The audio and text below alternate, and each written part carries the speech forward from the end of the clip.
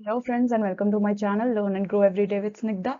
तो आज फिर से हम आपका एक करंट अफेयर्स का बहुत important topic that is related to NATO's enlargement and why Putin is against NATO और थ्रेटन्ड बाय नाटो, वो सब डिस्कस करने वाले हैं। ये आपके प्रीलिम्स के एग्जाम के लिए बहुत इंपॉर्टेंट हो सकता है, आपके मेंस के एग्जाम्स के लिए, चाहे यूपीएससी हो चाहे स्टेट पीसीएस हो। इस साल के आने वाले एग्जाम्स में इसके around map based questions pre में और एनालिसिस बेस्ड क्वेश्चन मेंस में आने ही आने हैं। So let's just discuss this topic in some detail so that you are able to answer the questions related to this topic. ठीक है जी, तो ध्यान से सुनिएगा। So let's start with the news item जो इस टाइम न्यूज में थी। देखिए, Russia has warned Finland and Sweden against joining NATO. तो अभी क्या हुआ था, कुछ दिन बैक फिनलैंड और स्वीडन ने ये इंटेंशन और ये इच्छा जाहिर की कि वो भी नाटो का पार्ट बनना चाहते हैं। और इसको देखते हुए रशिया ने स्ट्रिक्ट वार्निंग दी है कि अगर आप ज्वाइन करने का सोचेंगे या ज्वाइन करने की तरफ आगे बढ़ेंगे तो there will be consequences to that. Right, that is what Russia has said here, that if Sweden and Finland join NATO, then it would strengthen its land, naval, air forces in the Baltic Sea. Baltic Sea में अपनी forces को, सेनाओं को और ज्यादा तैनात कर देगा रशिया। That means इन सब के लिए वहां पे पीस सिक्योरिटी जो है वो थ्रेटन्ड हो जाएगी। राइट नाउ, सबसे बड़ा क्वेश्चन जो उठता है, ऐसा क्या है जो नाटो को, नाटो से परेशानी क्या है रशिया को। पहले रशिया ने यूक्रेन पे वॉर डिक्लेयर कर दी जब यूक्रेन ने कहा कि मैं नाटो को ज्वाइन करने वाला हूं। अब इन्होंने कहा है कि हम अपनी नेवल मिलिट्री प्रेजेंस बढ़ा देंगे अगर फिनलैंड और स्वीडन नाटो को ज्वाइन करेंगे। राइट सो ये सब डायनामिक्स जानने के पहले let's just see briefly that what is NATO. ठीक है, तो आप देखिए, जब कोल्ड वॉर शुरू हुई 1945 के बाद, जब कोल्ड वॉर शुरू हुई, दो सुपर पावर्स इमर्ज होके आई हमारे सामने, यूएसए एंड यूएसएसआर। ठीक है, अब दोनों वर्ल्ड में अपनी सुप्रीमेसी के लिए लड़ रही थी। ये सारे वर्ल्ड में कैपिटलिज्म की आइडिया फैलाना चाहती थी। ये यूएसएसआर जो है सारी जगह अपना कम्युनिज्म का आइडिया स्प्रेड करना चाहती थी और अपना इन्फ्लुएंस, अपना रुतबा सारी जगह फैलाना चाहती थी। ठीक है, तो इसी कोल्ड वॉर की लड़ाई में इन्होंने अपनी अपनी मिलिट्री अलायंस भी एस्टैब्लिश की। यूएसए लेड अलायंस को नाटो कहा गया, नॉर्थ अटलांटिक ट्रीटी ऑर्गेनाइजेशन, और यूएसएसआर लेड अलायंस को वॉरसो पैक्ट कहा गया। राइट सो आप समझ लीजिए कि ये दोनों कोल्ड वॉर की कॉम्पिटिटिव अलायंसेस हैं। ये तो सोवियत के खत्म होने के बाद जब यूएसएसआर डिसइंटीग्रेट हुआ 1990s में, तो ये ऑलमोस्ट खत्म हो गया क्योंकि सारी कंट्रीज यूएसएसआर वाली इंडिपेंडेंट हो गई थी जो इसकी मेंबर्स थी। राइट, बट नाटो अभी तक एग्जिस्ट करता है और नाटो कंटिन्यूसली एक्सपैंड कर रहा है और नाटो की expansion will be a threat to Russia. So basic underlining fact ये है, अब डिटेल में इसको डिस्कस करेंगे हम। राइट, नाटो समझ आ गया आपको कि क्या है अभी तक। राइट नाउ, ये देखिए जो अभी मैंने समझाया आपको, ये सारा जो आप देख रहे हैं ये वॉर्सो कंट्रीज हैं जो वॉर्सो के अंडर थी। ये पुराना सोवियत है। ठीक है, ये सारी कंट्रीज तब सोवियत के अंडर थी, तो ये सोवियत वॉर्सो का पैक्ट थी। ये जो आप लाइट ग्रीन पोर्शन देख रहे हैं, ये सारा कंट्रीज इंक्लूडिंग नॉर्वे, ये सब नाटो का पार्ट है, थी उस टाइम पे। 1960s की बात है ये। राइट, अब आप देखिए कि नाटो ने अपना एक्सपेंशन कैसे किया है। इस मैप में देखिए, ये पुराना नाटो होता था जो हमने अभी देखा, और ये ऑरेंज पार्ट शोज कि अब नाटो और एक्सपैंड हो गया है। तो ये सारी countries, Poland, Hungary, Czechoslovakia, Romania, जो आपने पिछले वाले मैप में देखी जो वॉर्सो पैक्ट में थी, वो सब अब नाटो का पार्ट बन चुकी हैं।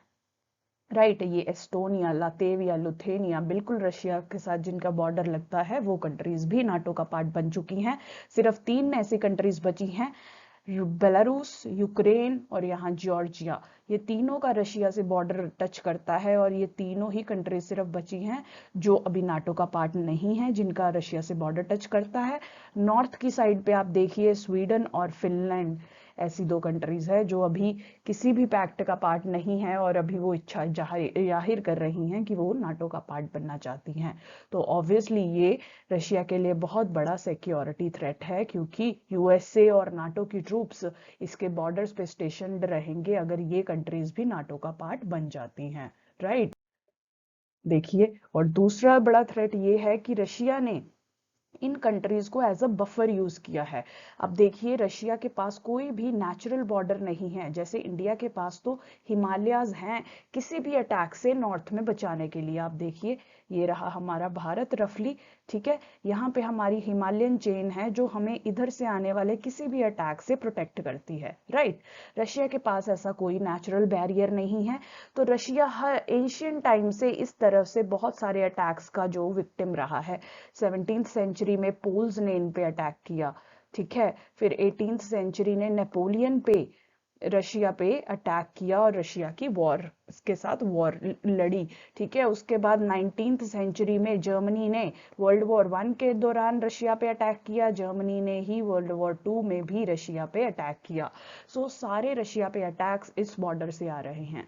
तो अपनी सिक्योरिटी को बोल्स्टर करने के लिए, बढ़ाने के लिए, रशिया के लीडर स्टालिन ने क्या किया कि उन्होंने ये बीच में आने वाली कंट्रीज एस्टोनिया, लातेविया, लुथेनिया, बेलारूस, यूक्रेन, इनको एज अ बफर क्रिएट करने का सोचा। तो जब 1945 के बाद यूएसएसआर पावर एमर्ज हुआ था, तब उन्होंने ये सारा एरिया जो है अपने इन्फ्लुएंस के लिए अंदर ले लिया था। कम्युनिस्ट और कम्युनिस्ट इन्फ्लुएंस्ड जो लीडरशिप्स हैं यहाँ पे एस्टैब्लिश की थी, ताकि वो अपनी सिक्योरिटी को सेफगार्ड कर सके, राइट। सो ये बफर जोन भी अब जो रशिया का है वो डिसॉल्व होता जा रहा है। जैसे कि मैंने आपको बताया, ये वाली कंट्रीज दैट इज एस्टोनिया, लाटेविया और ल्यूथेनिया, जिनका डायरेक्ट बॉर्डर है रशिया के साथ, वो ऑलरेडी नाटो के मेंबर्स बन चुकी हैं। अब अगर बेलारूस, यूक्रेन और जॉर्जिया भी इसका मेंबर बन जाती है, सॉरी यहाँ पे,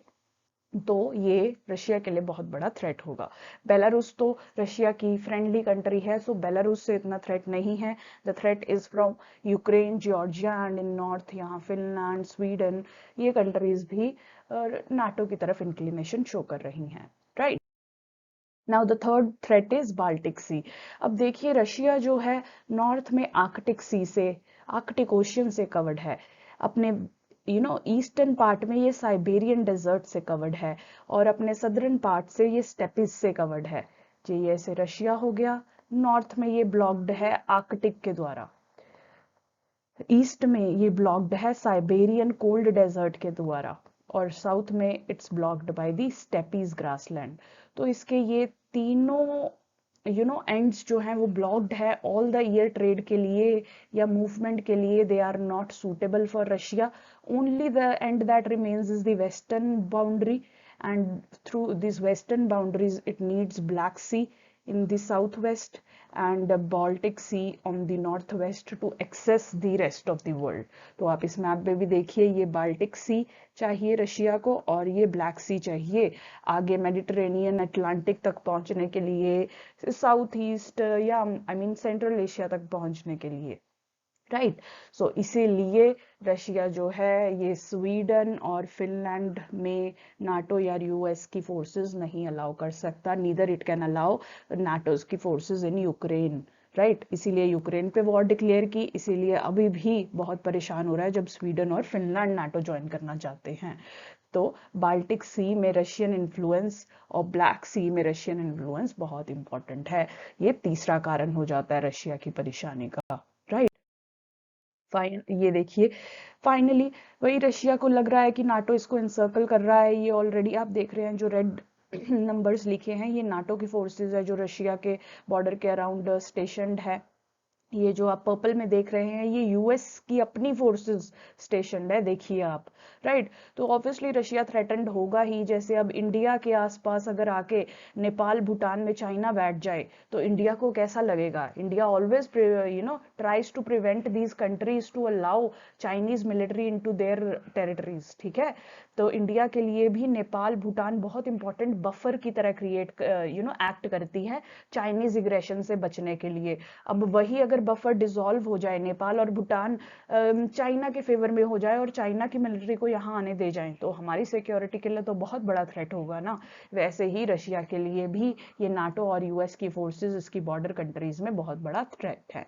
इसीलिए ये कह रहा है कि हमें एनसर्कल कर रहे हैं, हमारी सिक्योरिटी को थ्रेटन कर रहे हैं, हमें आइसोलेट भी करने की कोशिश कर रहे हैं, सारी कंट्रीज को अपनी तरफ करके रशिया को बुरा दिखा रहे हैं, तो हमें मार्जिनलाइज भी किया जा रहा है।